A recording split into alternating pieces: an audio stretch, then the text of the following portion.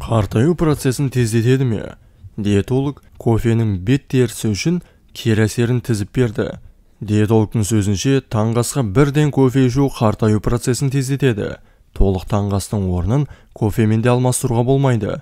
Өйткені таңертең аш құрсақ жұмысқа не сабаққа кету күндіз артық тамақ жеуге себеп болады. Маманның айтуынша таңғы ас адамға қуат беретіндей тойымды болуы керек. Ол үшін таңертең құрамында ақуыз және жасұнық бар өнімдерді пайдаланған абзал. Сондай-ақ судың орнына кофе ішуде дұрыс емес екенін айтады. Өйткені шамадан тыс кофе тұтыну ағзадағы су балансын бұзылуына келеді. Ал денедегі сұйықтық жеткіліксіздігі терінің сапасына кері әсер етеді. Энергия деңгейі төмендетіп, қоректік заттардың сіңуін баяулатады. Диетологтың пікірінше сапалы ұйқы жастықтың кілті. Сондықтан кешке де кофеині бар сусындарды ішпеген дұрыс.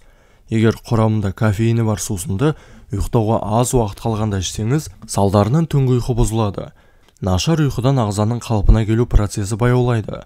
Иммундық жүйе әлсірейді. Сонымен қатар, маман кофеге майлы кілекей мен қант қоспаған жөн екенін атап өтті. Себебі олар сусынның калориясын жоғарылатады. Қантты шамадан тыс тұтыну да қартаю процесін тездетеді.